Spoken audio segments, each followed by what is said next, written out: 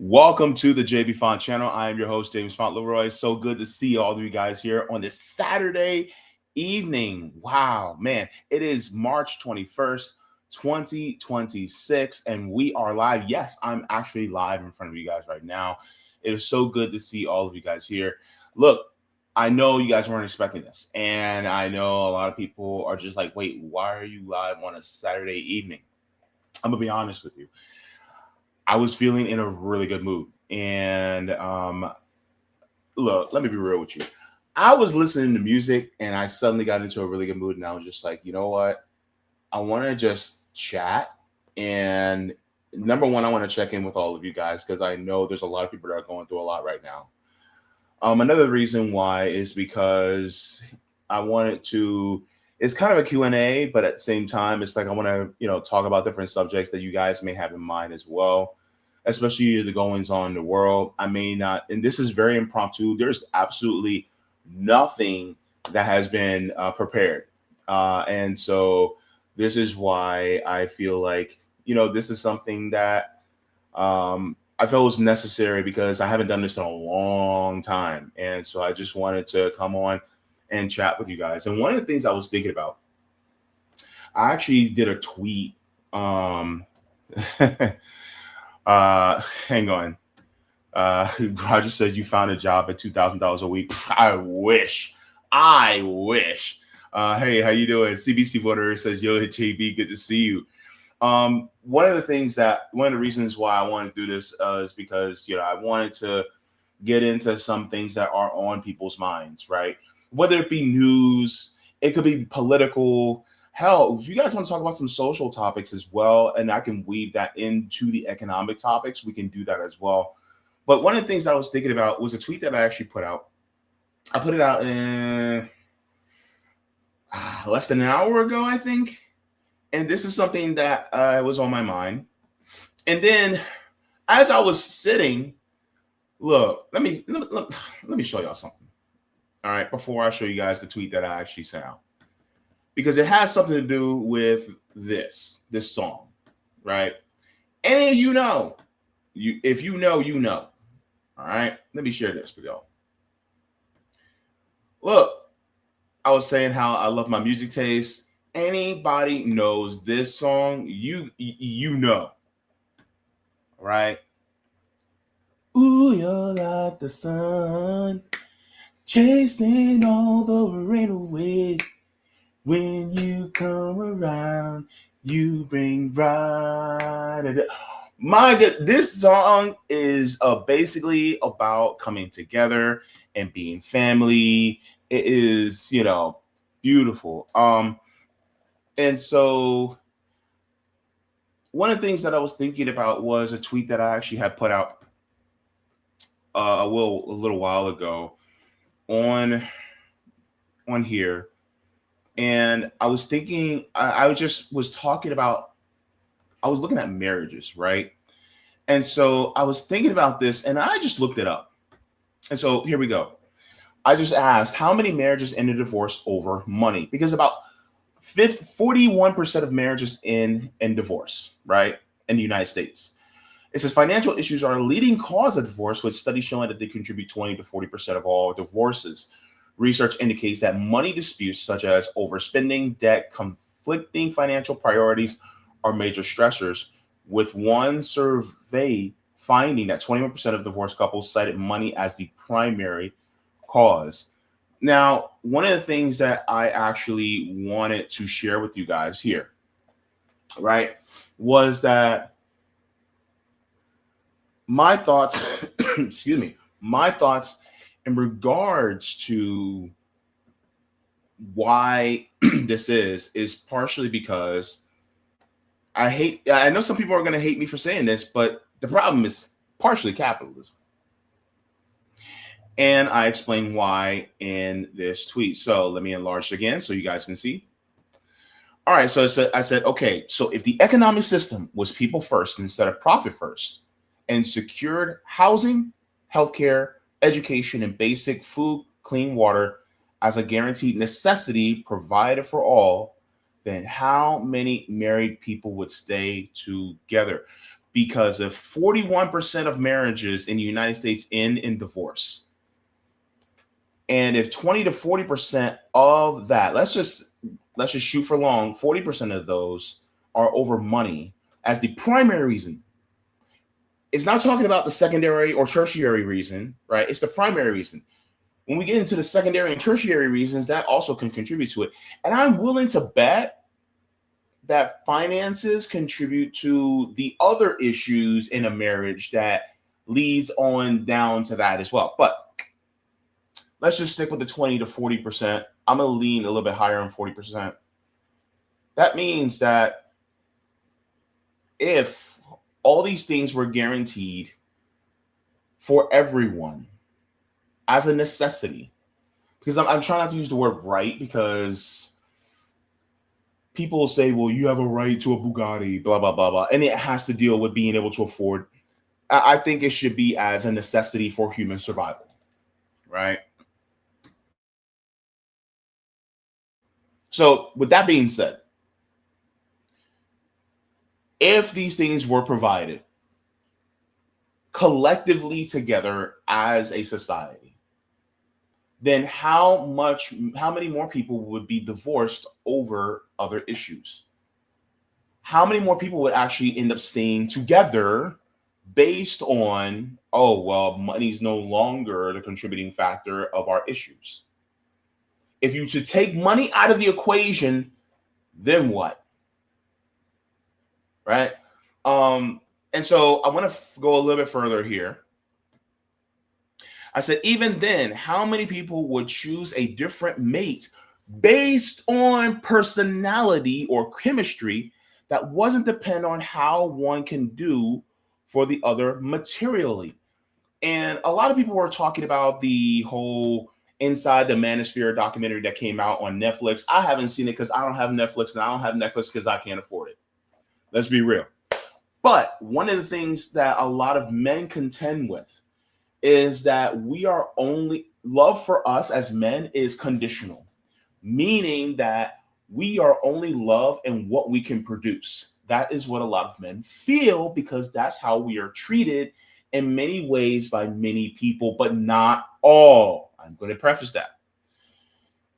And part of this is due mainly because of the system that we are in, because it sees us as the workhorse that drives the profits for the upper echelons of society, which really is patriarchy, right? I know some people don't like that word. They're like, oh, patriarchy. I'm like, yeah, hey. It subjugates us too. And it sees us as we're only worth what we can do, right? And so with that being said, then when it comes to how we are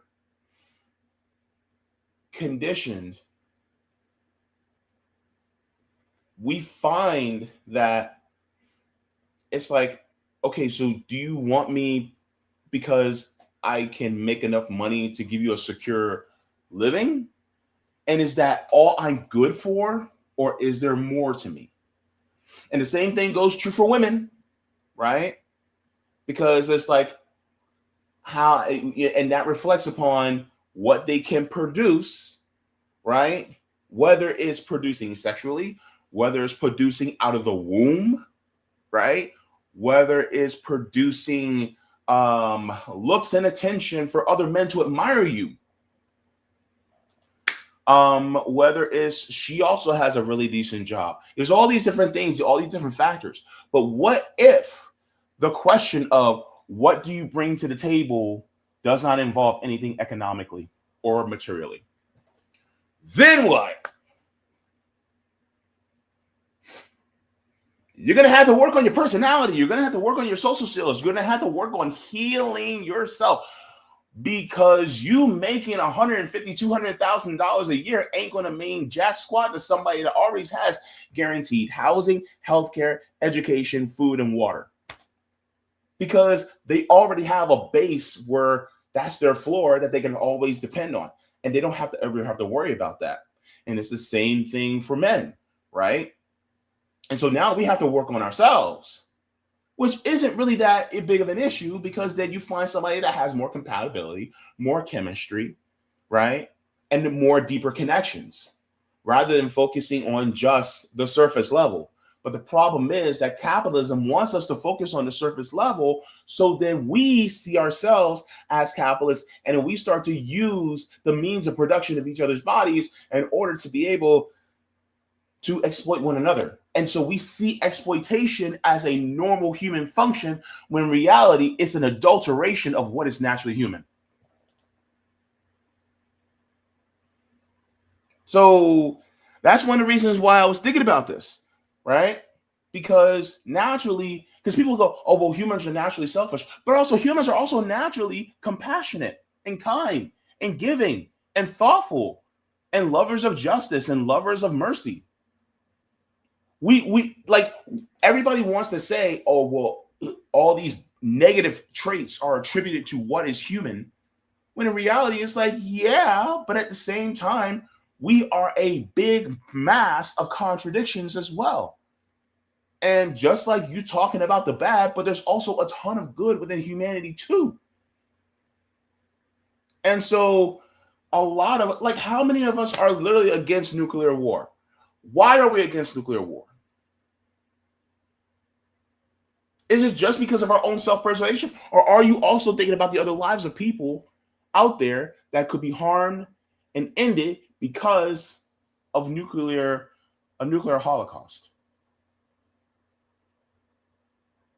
It could be secondary, sure, but it's still there. That means that humanity is not just self-centered. That means humanity is not just self-serving. There's compassion there. There's kindness there. So that is not only what we are conditioned for. Now, this begs the question, if we are also conditioned towards kindness, compassion, justice, love, and mercy, and all these different beautiful attributes as well, why don't we formulate a system around that encourages and buttresses the best parts of our nature while suppressing the grotesques of our nature? Why do we have a system that exacerbates what makes us so grotesque?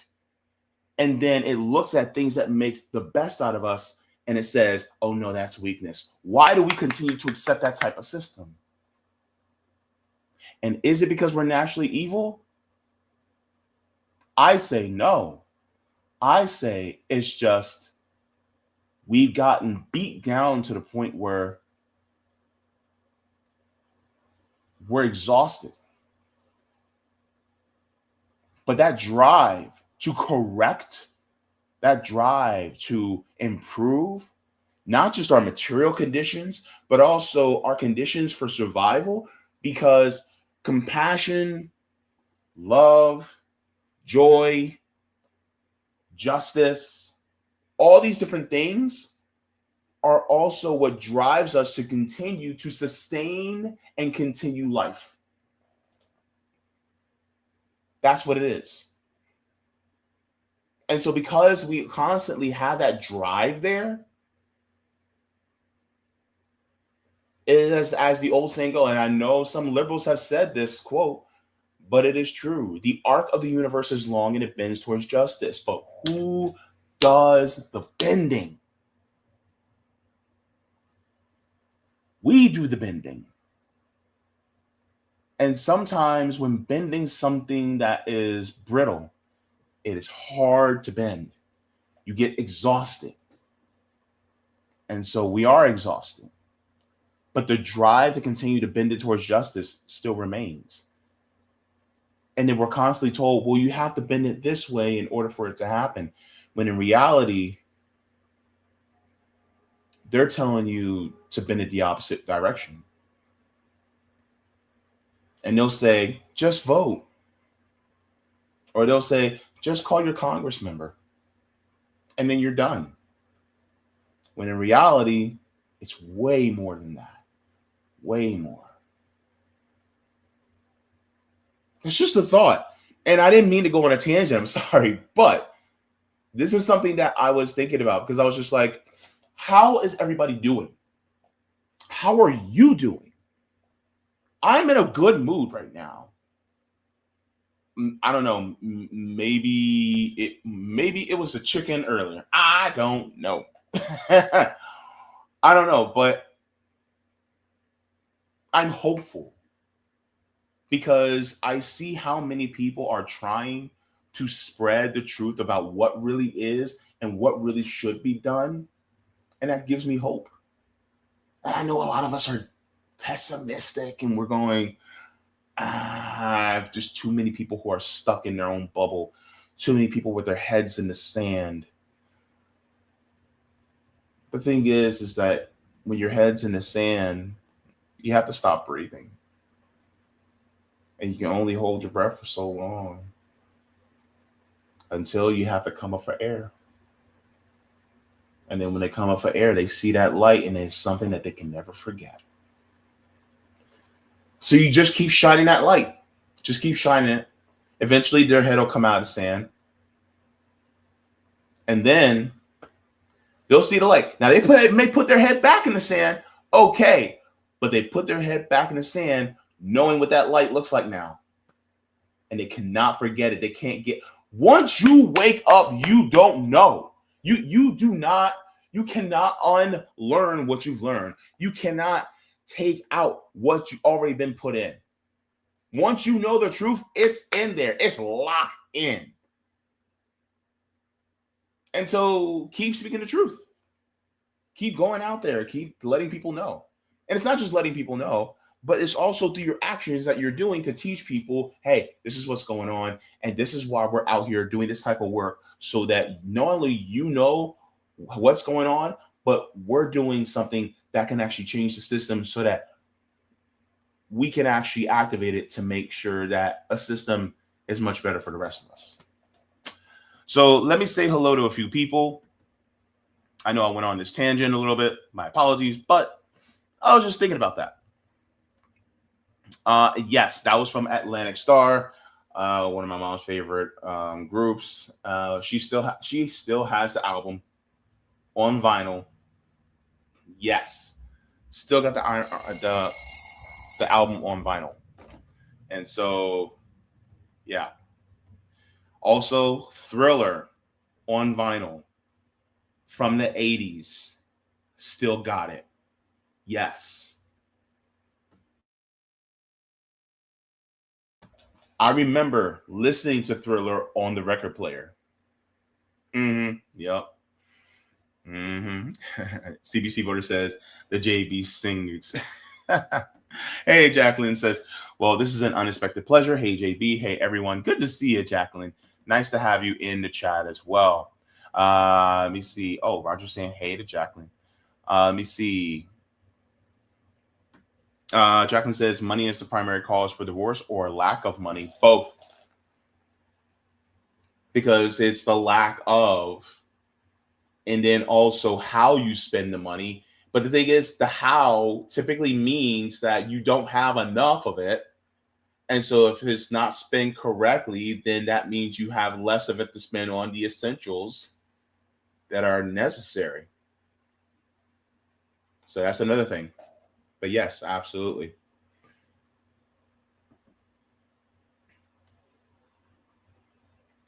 Let me see. Roger says it's so basic. Traditionally, men are expected to be providers. Women are expected to take care of the children at home, including local politics like PTA meetings, running the school board, being in constant communication with your kids, teachers, being involved. My parents were our silent, mature generation, so that's how I was raised. Yeah, and the thing is, it's like not everybody goes by what that they consider that traditional role, right? And people may disagree with me with this, but I don't agree that people should abide by roles based on the genitalia they have between their legs. Who said that just because you have this particular set of genitalia that you have to do this particular thing? Who said that you have to? Do you actually want to in your heart of hearts, or are you just playing a role for society's sake? Are you? You know what I mean? Because a lot of times people go, well, that's just their role. Who, like, are we on a stage play? And what does taking care of the home mean? Right? What does it mean to be a provider versus a nurturer? Isn't a provider nurturing? Isn't a nurturer a provider? It's just, I don't know. This whole thing about gender roles to me is also a construct that is made in order to push a particular person with a particular genitalia in one direction and another person with another genitalia in another direction. And ultimately, it's because you have a phallus and you do not have a womb, then they want you to be out there working and making as much money for the owners of the means of production more than anybody else. Because the person who does have the womb, right, they want them to produce more workers over and over and over, just so that the person who is also exploiting the dad, the husband, the father, they want them kids to also be exploited by them as well, but they need that wife to stay home and keep pregnant, birthing more workers so that they can exploit them as well. I don't know. It's like, who said that you have to? Now, if somebody's naturally inclined to that, then yeah, but societal pressures go, oh no, you have to be this way. And no, not really. You don't have to be that way. There are some women who are more protective than they are providers, and there are men who are more nurturing than they are protectors. But it doesn't necessarily mean that they are forgetting or alleviating what they are. And people go, what is just natural? I'm like, according to nature. I'm like, and nature for whom? Humans are a communal species by heart anyway. Like, for instance, and thing is, like, when it comes to nature doesn't follow this for every single species. Look at bugs. Who is the person that is seen as to be protected in the hive? Is the queen. The drones are basically the ones that impregnate the queen, but they really don't have much else to do. I'm talking about beehives. And the ones who produce the food and do all the work are the females. Same thing with ants for the most part. But then it's like, okay, but then you look at other animals, look at lions. Yeah, the lionesses are the ones that do mainly the hunting, unless it's the big game, right? Is the huge water buffalo, or it's the hippo, or maybe the baby elephant, but not the large bull elephant, right? But it's not always like one-to-one in nature. And it's not going to always be one-to-one within humanity either. So I don't know. And so my thing is like, when people go, oh my God, they're messing up their family because women are forgetting their traditional roles. I'm like, if that was the case, then all women would traditionally just do this in their heart of hearts, but some do it out of pressure. And then some people go, well, my parents did this and my parents did that. Your parents were from a time where, let's be real, a lot of them, there was a lot of subjugation going on and a lot of exploitation going on. And some people, they like to romanticize the relationship with their mamas and their grandpas and their grandmamas, when in reality, grandpa was a hoe.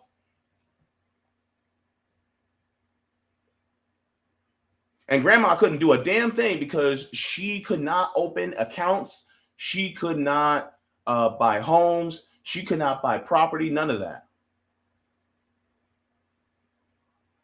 And so she had to stay with him. It was for her survival. People are like, oh my God, they've been married for this long. And I'm like, yeah, but they also kept from you some of the infidelity that's been happening over and over and over. So but part of this is because of the system that we have and seeing the value of one person over the value of another. When in reality, I don't know, these systems,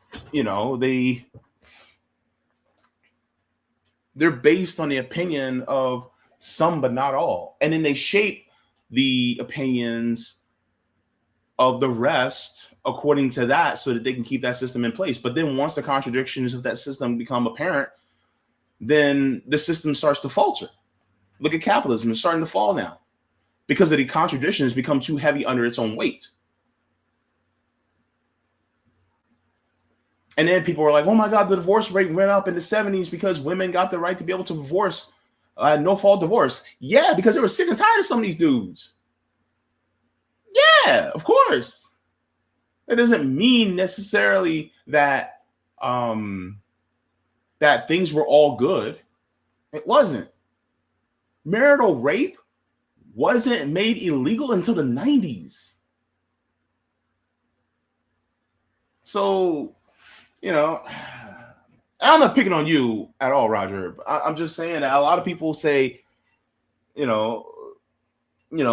is how it was back then and things were so much better. And I'm like, we need to stop romanticizing how things were back then, because a lot of times the things that were done were based on survival due to an exploitative system that subjugated our parents, grandparents, and great-grandparents.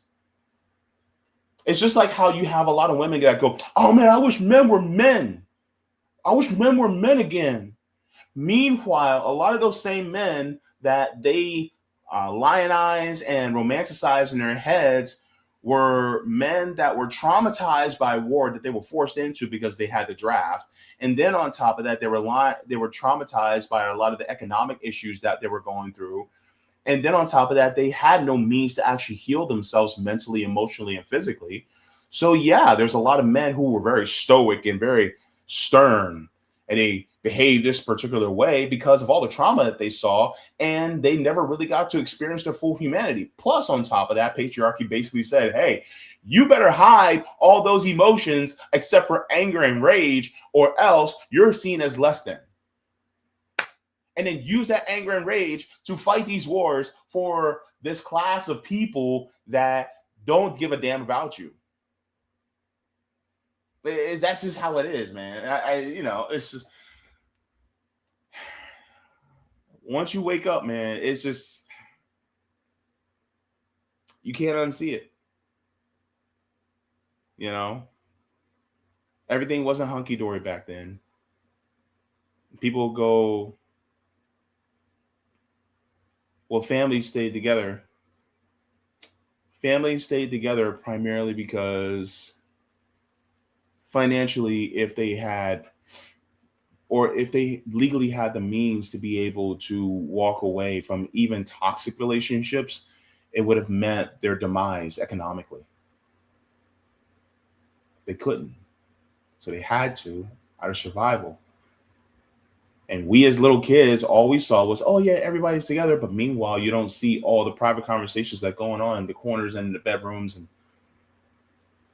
and at other people's houses.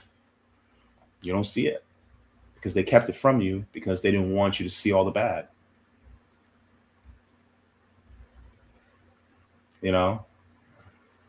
Sometimes that cousin of yours, it's like, man, I haven't seen you in a long time. Maybe because she got pregnant by somebody she wasn't supposed to get pregnant by. Maybe she had to go away. Maybe she had to have that baby and give it away. And who was she pregnant by? And were they related to that person that they got pregnant by?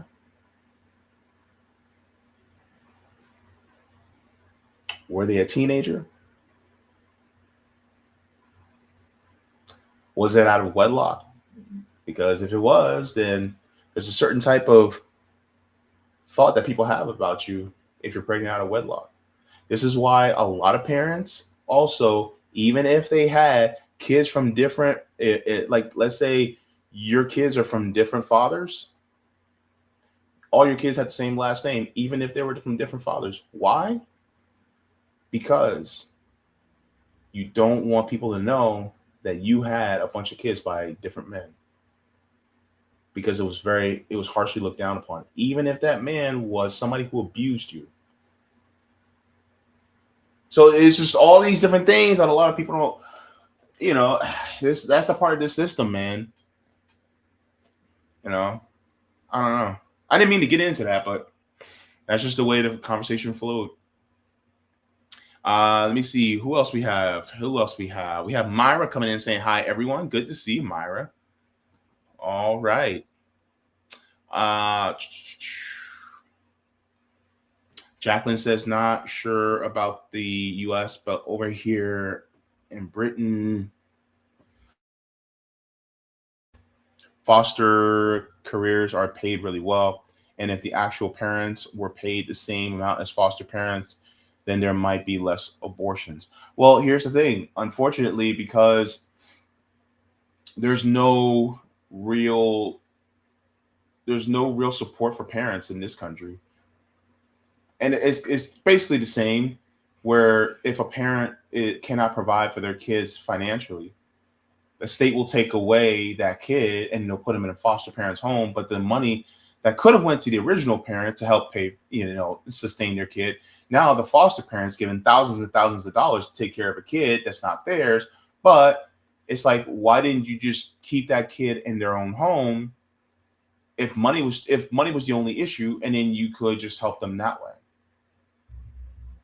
And then people go, well, they'll probably use it for drugs or something like that. And I'm like, okay, well, drug use is a health issue. So therefore, let's start to give some help. But why are they using drugs? I'm going to be honest with you. A person who uses illegal substances is not a moral failing. It's not a moral failing at all. A lot of times the stressors of the system and trauma pushes people to be able to use different substances in order to cope, in order to deal, in order to self-medicate. That's how it is. People use it as escapism. But then people don't want to get into that, because then that means that we may have to start talking about mental health in this country and how capitalism exacerbates negative mental health outcomes. It is a lot. Yeah, thank you very much. Sila says, hola, ¿qué pasa, chica? Good to see you also, Sila, in here. Yeah, let me see. Kitty Loves Film says, preach, JB. Thank you very much. Roger says, that was my dad, strict traditionalist. Yeah, but the question is, here's the question I have for some people. When it comes to traditions, why do those traditions still exist? What is the practicality of those traditions? And do they still hold weight? And are they able to stand up to scrutiny today, now that we know more?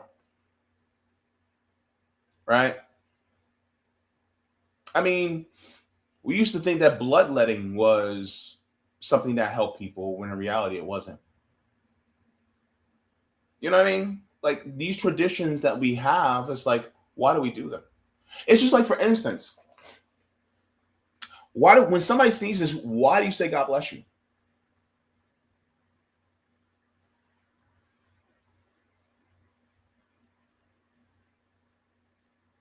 Now, will God not bless you if you intentionally put something in somebody's nose to cause them to sneeze? Or if you intentionally put something in your nose to make you sneeze, will God not bless you then because you sneezed?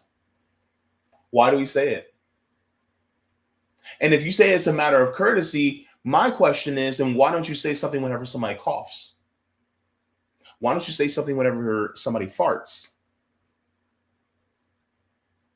Why don't you say the same thing to people when they're peeing? Guys, when we're standing there at the urinal, do you look to the guy to your right and to the guy to your left when you're at the urinal and say, God bless you? God bless you.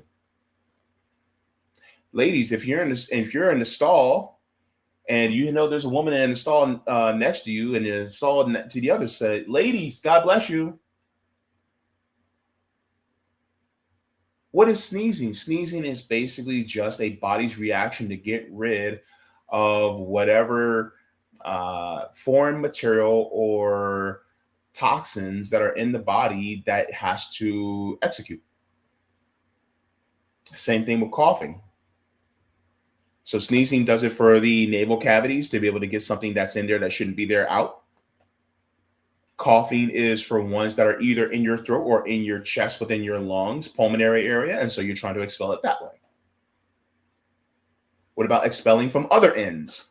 Are we going to say God bless you for that? So my question is, when it comes to traditions, what is the purpose of them, and do they still hold weights? Do they still hold weight to scrutiny that we know now these days in modern medicine, modern science, modern technology?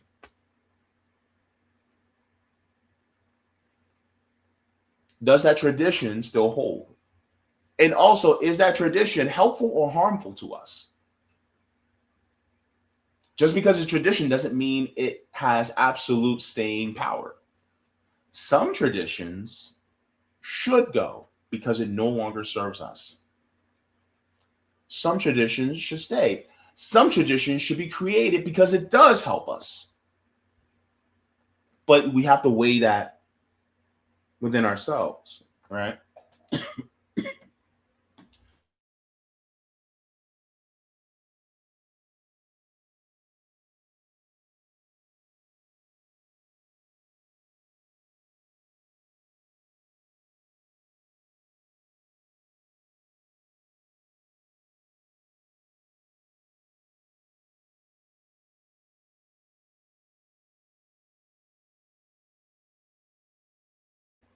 Rondo says, unintuitively, I'm convinced that the matriarchy would do the same. It's not about swinging from either extreme. It's about balancing the power, equality amongst the genders. And the thing is, it's like,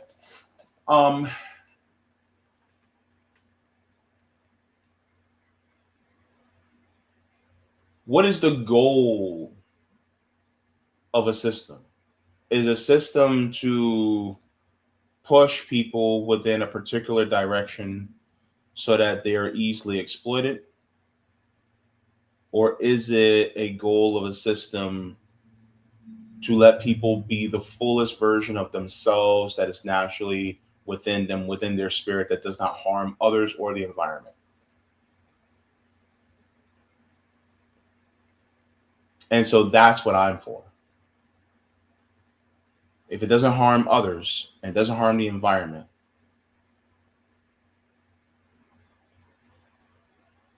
and there were some cultures in the past, whether it be indigenous American, indigenous African, that were matriarchal, but was it beneficial or detrimental to the people? Was it beneficial or detrimental to have patriarchy? Should we have something more in the middle? You know, I think that's up to us to mull through. I don't have the answers, but yeah, something that we should deeply think about. Let me see. Sela says we have to challenge this, Jay. In the United States, capitalism many times is the underlying issue is economics. Unfortunately, yeah, but at the same time, fortunately, capitalism is on its way down.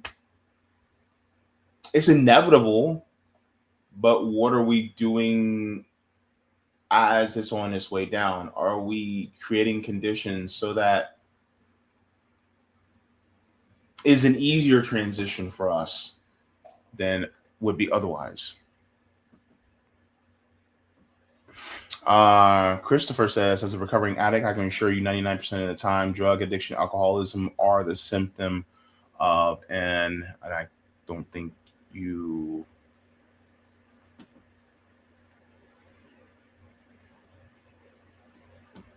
Rondo says, I heard that your body shuts down when you sneeze. You didn't die, so God bless you. I would have to look into the science about that, but I ain't gonna lie. Sneezing does feel good, though. I ain't gonna get too deep into it, but it does. It does. It's like a ha. Don't mind me. Anyway, sorry, Rondo. Let me see. Reese Felice says because they used to think illness was caused by demons. Yeah, yeah. Hopefully, some of them don't look like Netanyahu. Bells above Netanyahu. Oh my goodness. Sean says, glad you're still doing well. Meanwhile, summer came early in California. It was hot. Look, don't you talk to me about hot. Don't you dare talk to me about hot. It is like a look. I'm gonna tell you right now.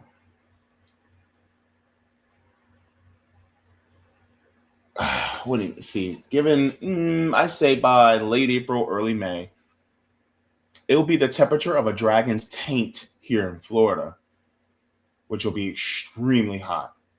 Sorry for the visual, guys, but how am I supposed to explain it? It is going to be that hot. All right? It's going to be it's going to be hotter than a dragon's fart. That's what it's basically going to be. Now, if you see me burnt to a crisp, y'all know exactly why. All right? I'm not looking forward to it. I'm not looking forward to it. Jacqueline says, I thought for a minute you were going to give us a history lesson on how saying God bless you came about, JB. Perhaps it was from the time of the Black Death. I wasn't going to get a history lesson, but it's just, I don't know. I'm just thinking about the science of it, you know?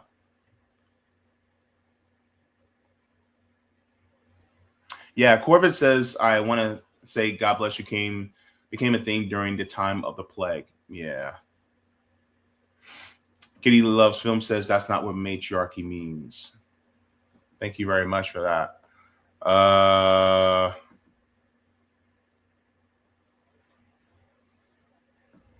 Sela says, hence why maybe we shouldn't be attempting to normalize self-medication, but instead investing in disrupting the cause of this disenfranchisement. Yes, the underlying cause. However, I will say this, that humans have been using mind-altering substances since our inception. Some of y'all used one this morning. It's called caffeine. And so humans use it constantly. Sugar is a mind-altering substance, right? And so because humans use it, it doesn't necessarily make itself a bad thing. It's using it as a crutch to substitute for mental health or as a means to medicate ourselves. That's when it becomes bad. And it doesn't have to be substances. It can be things that you do. It could be gambling. It could be shopping. It could be porn. It could be working, going to the gym way more than you should be. Like all these different things. It could be TV watching. It could be video games. It could be something that is releasing the endorphins and oxytocin in your brain, right? That is through a particular action. But yeah, I think that if we get to the underlying cause, then it would definitely be a way to drastically reduce the amount of people that are abusing or overusing mind-altering substances to the point where they're trying to escape. I've had an interesting discussion with Dr. Hillary Agro about this. I want to have her on my podcast to talk more about it because she actually talks about the history of this. She's an anthropologist, and I would love to have her on to talk about more about this. But yeah, it is an interesting concept to get into. Jacqueline says not connected to the plague. Apparently, the earliest recorded time this saying was used in 590 AD during the reign of Pope Gregory I. Ah, wow. That is a long time ago. Kitty Loves Film says matriarchy isn't about women ruling over men. It's about shifting the center of power toward care, protection, and responsibility. A world where children are safe, the earth is respected, and people are valued instead of treated as disposable. Real strength isn't domination, it's creating a society where everyone can thrive. Sounds like something outside of capitalism to me. Roger says, I remember hearing what Rondo said about sneezing in 5th grade.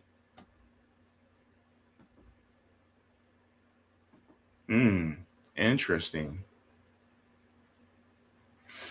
Let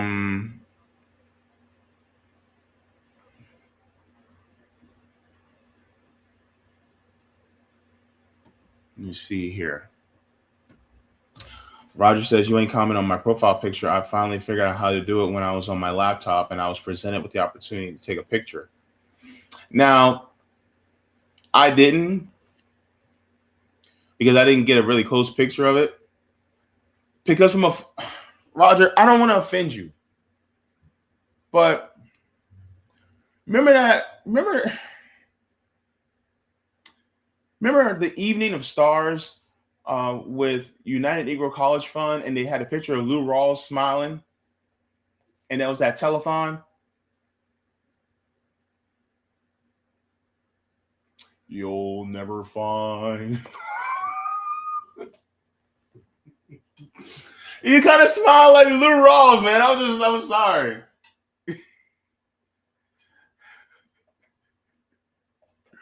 Hey, at least it doesn't look like Tim Scott, aka the Cream of Wheat Man. Tim Scott looks like a Cream of Wheat Man. Go and look at the Cream of Wheat box, and the chef on the Cream of Wheat box looks just like Tim Scott. I'm telling you. Tim Scott looked like the Cream of Wheat Man. See, you get some love from Jacqueline. Said, great profile picture. I thought there was something different about your profile picture. Yeah, it's not green anymore. Miss Dr. Woe says, JB, good to see you. Sela says, but these substance and addictions are being used by the Epstein class to cause wars, colonize lands, peoples, creating police states and surveillance systems. They are using the excuse of their use in order to be able to create the surveillance states and things like that, I think. And then they're demonizing people who may use it so that they can put them back into slavery. Remember, the 13th Amendment still has an exception for slavery. This is why they don't want to take cannabis off the schedule in federal law, right? So unfortunately, that's how they roll. But yeah, it kind of reminds me of when I was doing my morning constitutional, as the old folks like to say, after breakfast. And then I caught a whiff of something jolly green and gigantic in the air. They probably were really relaxed by that time. Yeah. And I don't mean you look like Lou Rawls. It's just from here, from this far, it looks like. Did I take you back to the telethon era? Everybody remember the telethon era? Right? There was one that would come on once a year with Jerry Lewis. I think it was about muscular dystrophy. I think it was. He had that one. Trying to remember the other telethons. And for all the young people, telethons were basically where it will be for hours, like 12, 18 hours, maybe even longer, where the entire channel was just blocked off. And then they would have all these people at telephones, and particularly they would invite a bunch of stars, like big name stars, to be answering the phones, and people would be pledging, and then they would be giving either their credit card over the phone, or they'd be, pledging to send a check, and then they would be raising money for, whether it be for to send black kids to college, not United Negro College Fund, because a mind is a terrible thing to waste. Or they will be doing one for muscular dystrophy. There will be ones for different education and different healthcare issues. So it just depends. Maybe for cancer, things like that. cancer treatments. And so they would be doing those 24-hour, and then there would be performances and music. Last telethon I remember of was for Hurricane Katrina in 2005. And that's when Kanye West said, George Bush don't care about black people. And black people went, duh. And some white people went, oh. And we were like, why you shocked? So, yeah.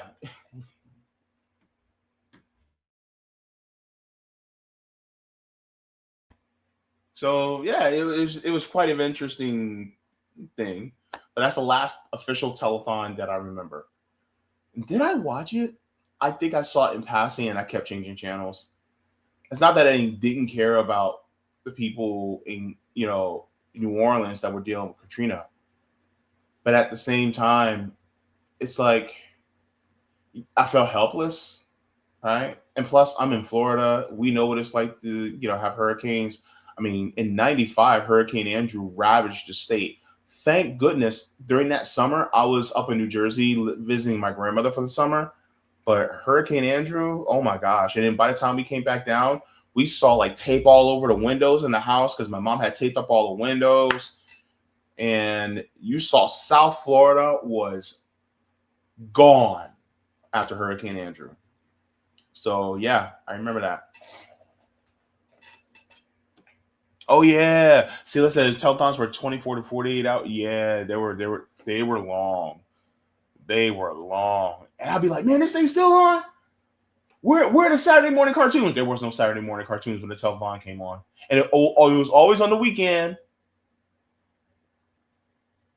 I'd be trying to get up in the morning, to watch my cartoons. And it's after the 3rd of the month, which means that mom just got her food stamps. And we were able to get the brand name cereal. So we had a big old box of Cinnamon Toast Crunch. I was going to give me a big old bowl of Cinnamon Toast Crunch, watch some Saturday morning cartoons. And then I turned the TV on right in front of the bowl in front of me, laying on my stomach with my legs kicking in the air, about to watch some Teenage Mutant Ninja Turtles. And next thing you know, what is on? A telethon. Dang it. Now I got to watch this tap dancing routine while eating my cereal. And the Cinnamon Toast Crunch didn't taste as good because I didn't get to see Leonardo, Michelangelo, Donatello, and Raphael kicking the ass of the Foot Clan. And then I had to see two hosts that look like Bebox and Rocksteady in front of my TV screen, and some old man that looked like Craig. If you know, you know. So, yeah. I didn't get to see it. Those were the weekends I didn't like. But oh well. Roger says, Lou Rawls, I ain't got that big head. Run around looking like Franklin from Charlie Brown. Hey, you the one kept calling me Anthony Anderson and Dr. Umar Johnson. All right. Got your back. Oh my gosh. Yeah, they got celebrities to come on and beg for money. If we actually had a nationalized healthcare system, we wouldn't have to worry about telethons back in the day. It's something I also think. I'm going to make this statement very loud and clear. Let me make sure y'all can see. Move this out the way so y'all can see my face. If we had a nationalized healthcare system, there will be no need to send donations to St. Jude's Hospital for Children.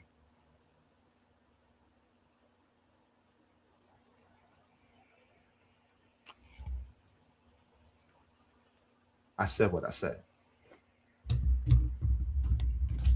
Everybody, oh my God, I donate to St. Jude. You wouldn't need to if we had a nationalized healthcare system. Uh-huh. Right. I'm just saying, but I'm just saying.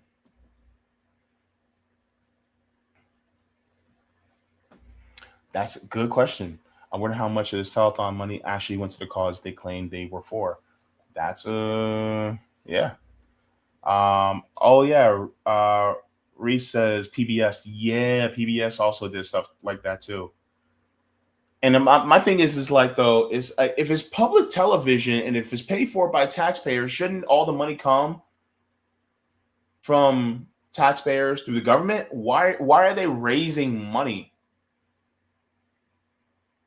Why are they asking us for extra money when in reality it should come? Like, why don't you guys just cut the military budget and give some of that money to public television? Right?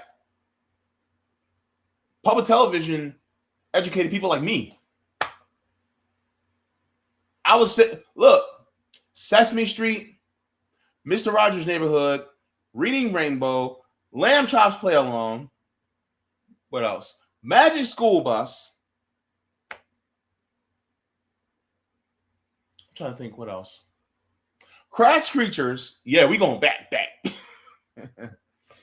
I'm trying to also think what else.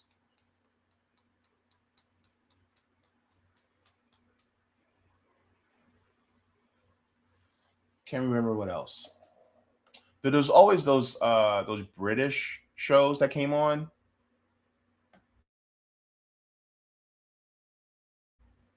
I never really watched them because for some reason they seem kind of like boring to me.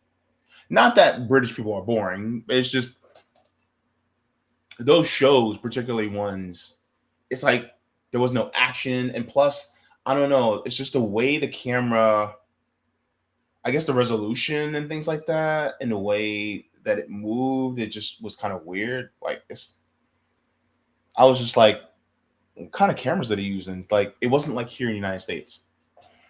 It's just interesting to see, like their camera resolution and things like that were just like it felt like it was back in the past compared to here.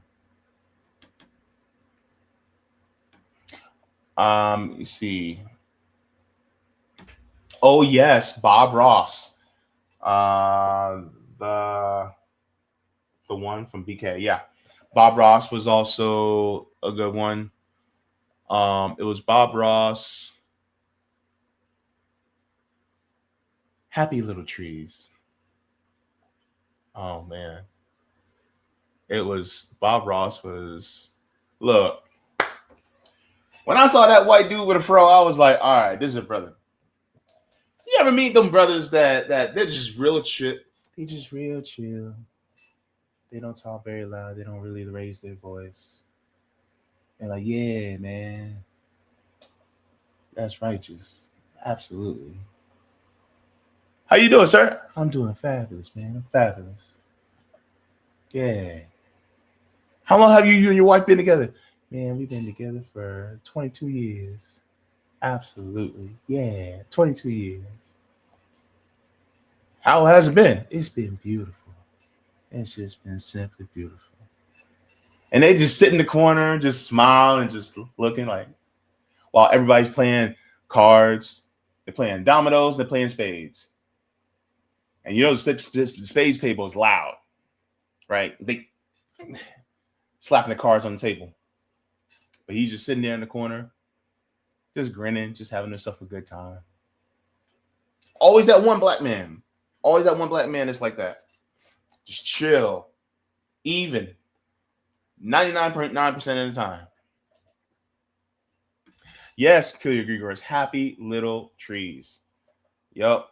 And yes, Bob Ross was the OG ASMR. Yup. See, let's at least redirect 1/3 of all military and war spending to peace and infrastructure restoration repair nationwide. Yeah. Also the replanting of trees and opening back up of wildlife, things like that. I think that'd be great. I think that would be pretty special. I think we should do something like that.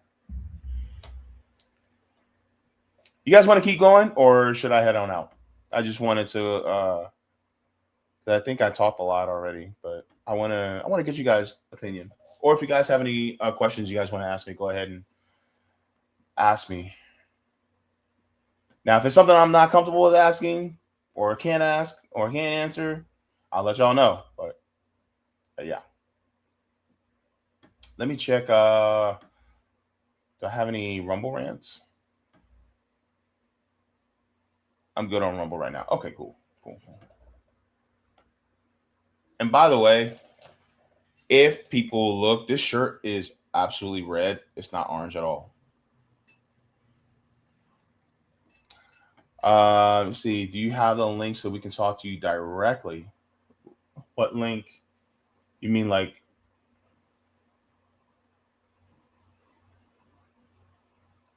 What link are you talking about? Um, do you think BB is dead? I don't know. Um, I'll put it to you this way. There's a lot of inconsistencies that it points to him may not being alive. At the same time, they still keep trying to prove, hey, he's alive. I don't know. It would have to be him. It would have to be him flying over to Washington, being in front of reporters at the White House, and then reporters asking him present questions about what's going on today. And then also the video being taken of different angles of him being asked the same question. And then we can examine and go, hey, does this match? Because I'll be honest with you, AI is extremely sophisticated these days. And I honestly do not even believe that. I'm skeptical if he's still alive. I don't know. Because here's the thing, they need him to still be alive, or at least in the public's perception. Because if Iran took the life of Benjamin Netanyahu, that would show a huge amount of weakness on the part of the United States and Israel. It would show they were way more vulnerable than they let on. And they are way more vulnerable than they let on, especially right now, considering how much damage has been done within Israel. And the thing is that they do not want people to see. And this is why Israel will not allow journalists to cover or show what's going on the ground in the country. Conversely, in Iran, they are inviting journalists to come onto the ground to show everything. Because Iran's like, we ain't got nothing to hide. We'll show you everything. But Israel's the one that's being secretive. Israel's the one that wants to keep things quiet. Israel's the one that's going, shh. Hear no evil, see no evil, say no evil. Right? Which tells you a lot about who they are.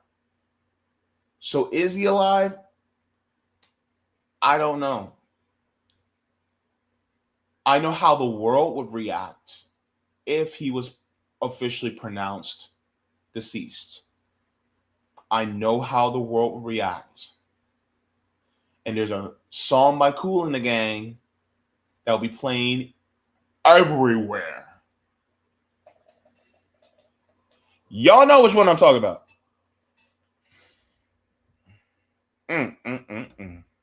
Oh.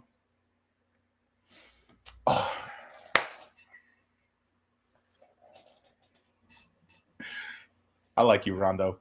Afro Man, this whole thing, the whole thing of surrounding Afro Man right now, is hilarious.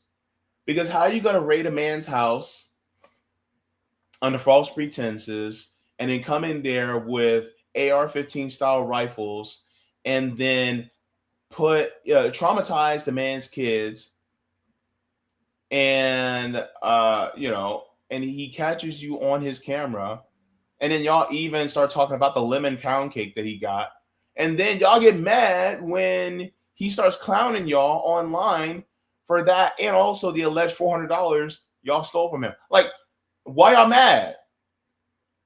Why y'all mad? Because you guys made a mistake? I mean, Ohio may not have ended qualified immunity, but Afro Man got that ass. I'm sorry. I'm sorry. I'm just saying. He got them. And I'm going to be honest with you. Good on Afro Man for that one. You know? I mean, the suit, the American flag suit, I said, what in the Don Magic Wand is going on up in here? I was just like, what? That was Pimp America. Yep. Oh my goodness. Like he rolled up in a big old Cadillac on 22s with the Statue of Liberty leaning on in the window, going, "Hey, Daddy."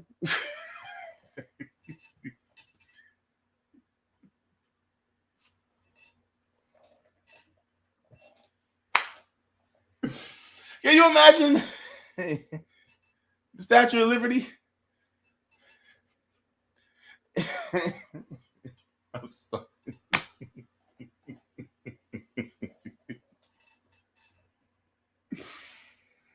Oh gosh, me and my imagination. Oh my goodness.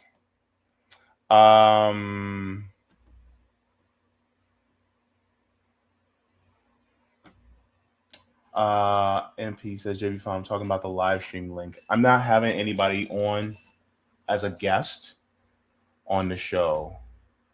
I'm just answering from the chat. You see, Jacqueline says perhaps he's in critical condition, and it could go either way. Not that I care. Oh.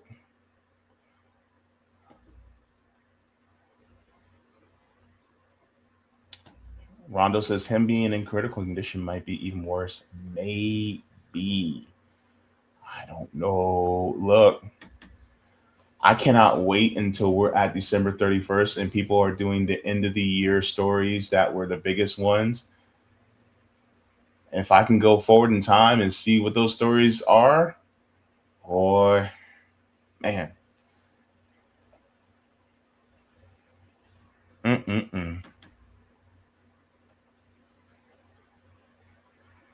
Yeah. Sela says those dirtbags stole his emergency fund.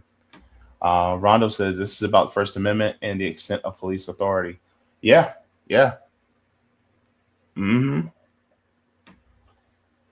Sean says Afro Man single-handedly exposed their Karenicity in the most savage way the moment they started that BS lawsuit and the crocodile tears on the female officer.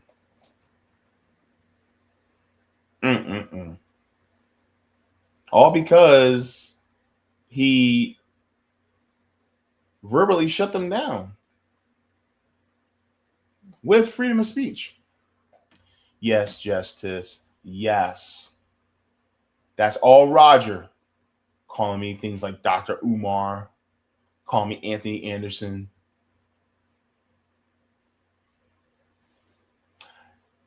If he shows up at the cookout, he's getting only a half a spoonful of my mac and cheese. He's not getting an entire spoonful. Nope. Nope.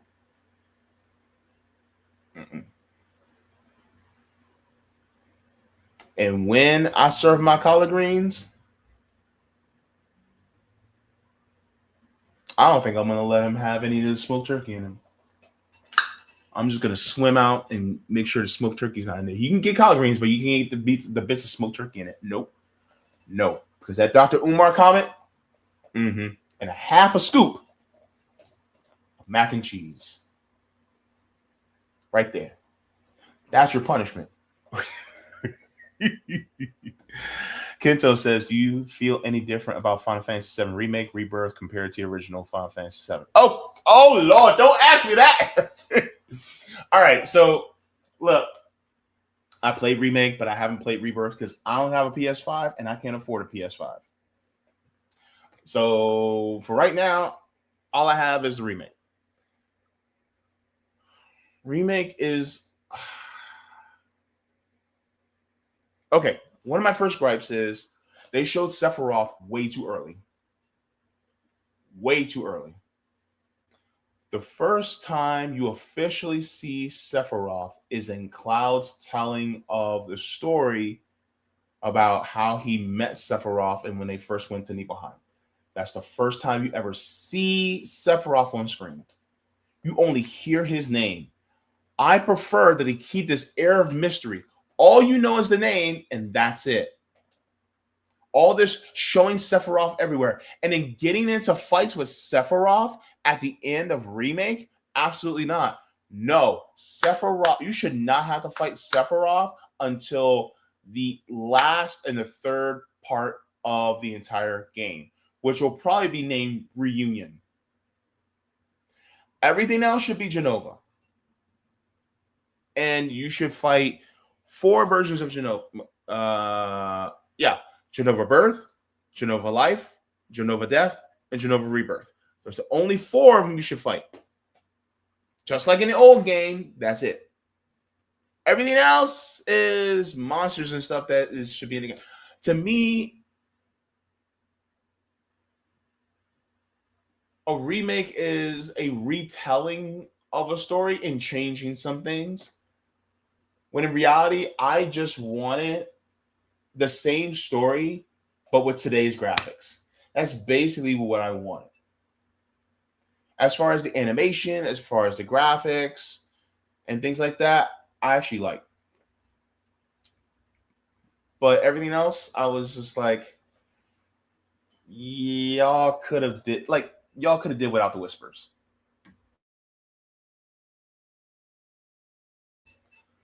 Y'all could have did without those ghostly looking things. And then the whole Cloud having to do tasks to improve, how people see him in the neighborhood. That took time. That was something, I don't know. Not my thing, right? Also, President Shinra hanging off the side of a building. That was just, I was like, no. And then I'm like, what's the deal with Barrett being stabbed?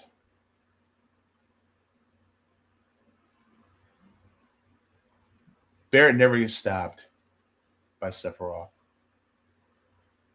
What was that? And people say, well, no, that was actually Jenova. Yeah, but he doesn't get stabbed either by Jenova. There's no Jenova fight in the Shinra building. None. Now, if you want to fight that beast that Hojo made, that's basically it. But you do fight him. So, and then, the bosses, the 2 mechanical bosses that you fight with Ares, Red 13, and Barrett. Okay, yeah. But yeah, it doesn't make any sense to me to to add a bunch of other different stuff in.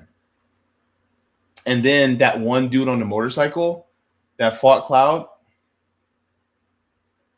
he was never in the game. He was never in the original game, so he's somebody brand new. Having to go up to the upper plate with Jesse, that never happened in the original game either. Like there's a bunch of stuff that just never happened. And I feel like they should have just stuck with the original game, but they decided not to. And they decided to end it with them getting out of Midgar, when in reality, the first part of the entire game does not end until post Temple of the Ancients. I think it should at least went to that point, but I don't know. I have my critiques, but yeah.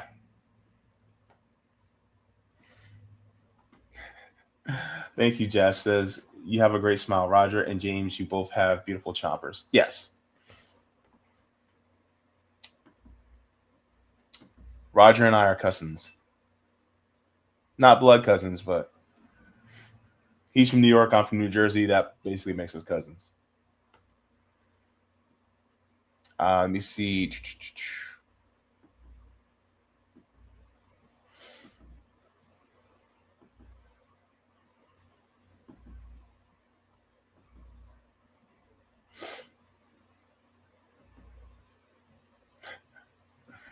Let me see. Wait, you saw something that Sony shut down the PS4? I don't know. I'm still playing with mine.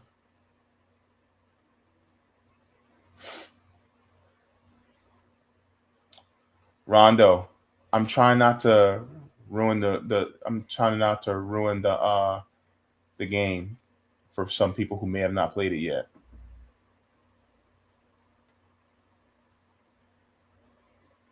Yeah. In fact, I just played it last week. Yeah. I beat the game literally like over 20 times. It's like literally my favorite game of all time. It's like Rondo said, that game is 30 years old. I'm sorry, spoiler alert. There's some people who are just started playing it for the first time, and they're like, why didn't anybody tell me this happened? Like, you guys kept this from me the entire time. And it's like, yeah, because I want people to have the real impact that we had. When I was 14 playing that game, that was a huge impact on me. Like, I never got emotional in a video game before, but that one, yeah. Absolutely gorgeous. The storyline is just gorgeous. But yeah. So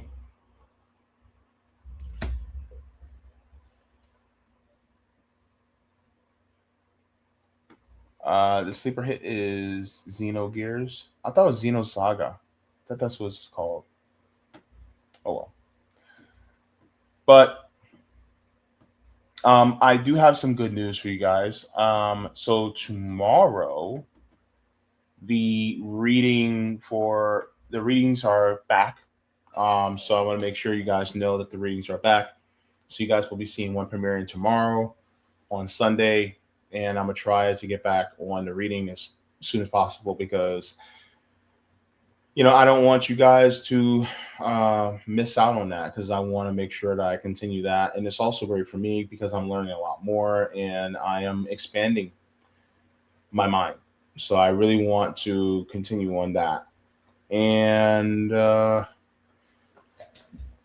I'm trying to think, do I have any guests on? I'm trying to think.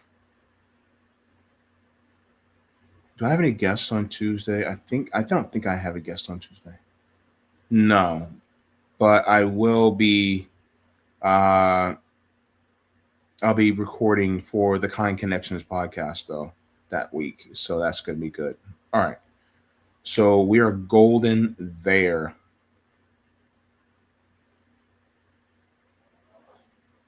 Okay, I'm just looking at my calendar. All right, so yes. What are you reading tomorrow? I am reading, in fact, I have it right here, Of Water in the Spirit, Ritual Magic and the Initiation in the Life of an African Shaman by Melodama Prishisome. So I'm in the middle of the book right now. And I'm going to be honest with y'all, just letting you know, forewarning you, is a very sensitive subject. So for some people who may not be comfortable, just letting y'all know it's a sensitive subject. And we'll be getting into that for the reading. So, but it premieres tomorrow at 3 p.m. So it'll be live at 3 p.m. You guys can go ahead and take a look at that. But I'm going to head on out because number one, it's dinner time. Number two, I got to take my meds. And number three, I'm tired. It's been a long day. But I mean, I was singing some songs. I was feeling good. And I just wanted to say, spend some time with you guys, And I know a lot of people are typically busy on Saturday evenings. And, if you guys were, still here and wanted to hang out with me, I appreciate it. But yeah, I just felt, I don't know, I just felt the compulsion to do it, to have a conversation with you guys. I won't be clipping this because it's just me, rambling, and responding. So don't look for any clips for this. But if you guys want to, watch on the rewatch, that's great. And if you guys ever see any clips or videos that are not live streams, there is a way that you guys can also support the channel too. Besides not only just liking, but there's also a hype feature as well, and that gives you hype points. That also pushes the content out a little bit more. If you guys actually really do like the content that I'm giving, and if it's something that you guys actually really like, then if you guys would like to, you guys can consider sharing that as well. So I really appreciate that from you guys too. I forgot to shout out the patrons on Patreon. Let me make sure to do that because I want to make sure that they know that I appreciate their support. Because I don't want to be one of those guys that just says how I appreciate them, but I don't actually do it. I don't want to be one of those guys. So,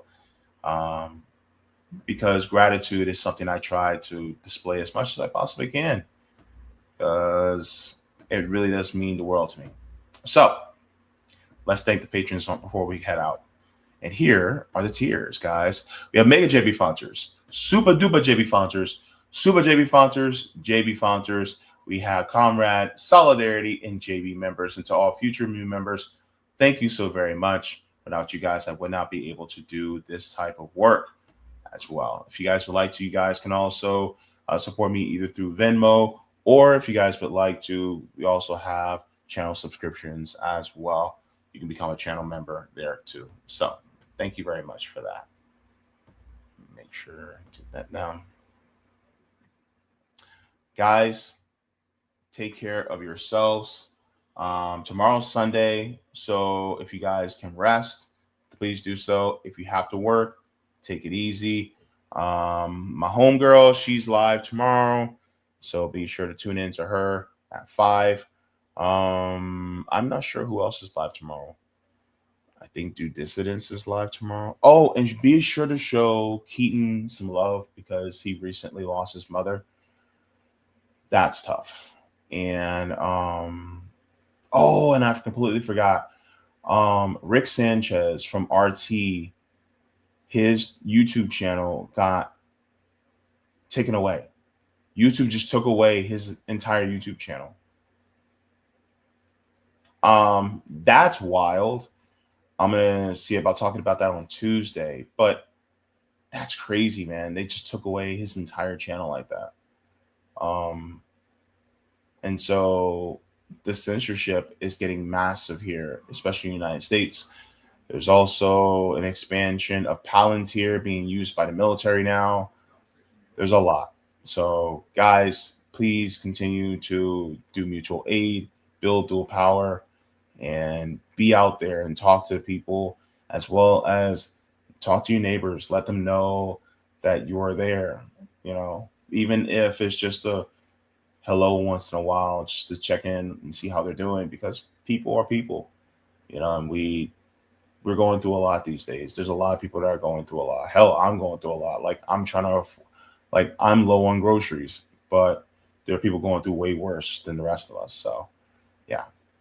All right, guys. Thank you very so much. What in the world? I can't talk tonight, but doesn't mean that I don't love you any less. All right, guys. Water your plants, water yourselves, leave the world better than you found it. Smoke them if you got them, drink them if you got them. If you ain't got them, then watch something funny because joy is revolutionary. Read because reading is fundamental. And I'm going to leave you with a poem from Maya Angelou. You're trifling, good for nothing type of brother. It's silly me, huh? Why haven't I found another? Can you pay my bills? Keep paying my telephone bills. Keep paying my automobiles. And then maybe we can chill. I don't think you do. So you and me are through. Oh, wait, that's Destiny Child. Anyway, take care, everybody. Mwah, forehead kisses, all of you guys. I'll see you guys in the next one. Have a wonderful evening. Thank you so much for watching, and I appreciate it from the top and bottom of my heart. If you'd like to see any more, you can look here. Mwah.